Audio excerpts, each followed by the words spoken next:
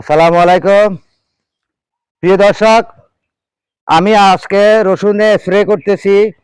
যেমন রসুনের পাতার মাধ্যমে, পেঁপে গাছের পাতার মাধ্যমে কিছু পোকামাকড় বসে, যেমন বিশেষ করে আপনার সাদামাছি এবং কি মাকড়সা, এগুলা কিন্তু এই পেঁপে গাছে এবং কি রসুনের ভিতরে বসে।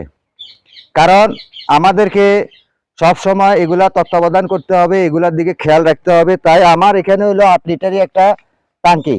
এই যে দেখেন, আমার এটা হলো 8 লিটার। আমার এটা 8 লিটার।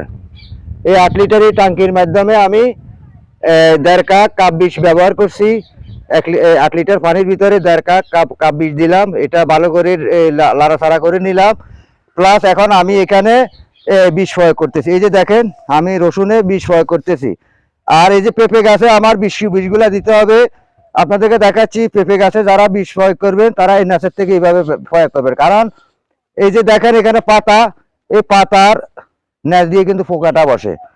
এই যে পাতার ন্যাচ দিয়ে পোকাটা বসে। তাই আপনারা সবসময় এই জিনিসটা খেয়াল রাখবেন, এইভাবে দিবেন, এইভাবে আপনারা বিষ প্রয়োগ করবেন ন্যাচ থেকে। এইভাবে ন্যাচ থেকে বিষ প্রয়োগ করলে আপনার এই বিষগুলা সম্পূর্ণ পাতার নিচে দিয়ে পড়বে। তাহলে সেখানে পোকামাকড় থাকলে, সাদা মাছি থাকলে, কিবা এই অনেক সময় দেখা যায় আপনার এগুলা বিভিন্ন রকমের পোকামাকড় এগুলা চলে যাবে।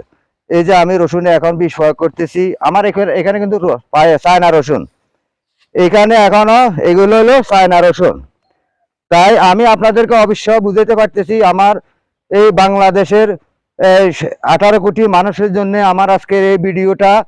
কারণ একটা গানের মাধ্যমে বলছিল, ডাকে ফাঁকি খোলো আঁকি, দেখো সোনালি আকাশ, বহে ভোরের বাতাস।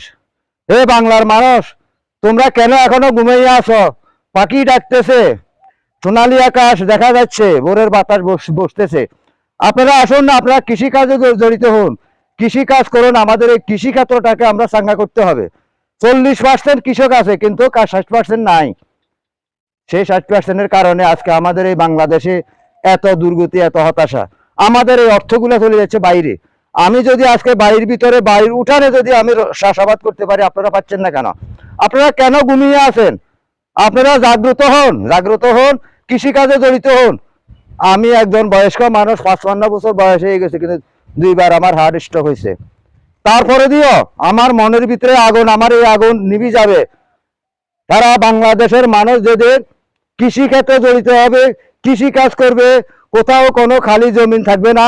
সেদিন অবশ্যই যদি আল্লাহ পাকে আমারে দেখায়, সেদিন মনে করবো যে এই বাংলার মানুষ সুখে আছে, শান্তিতে আছে, এবং কি গরিব দুঃখী সবাই খাইতে পারতেছে। কারণ আমাদেরকে বাজারে গেলে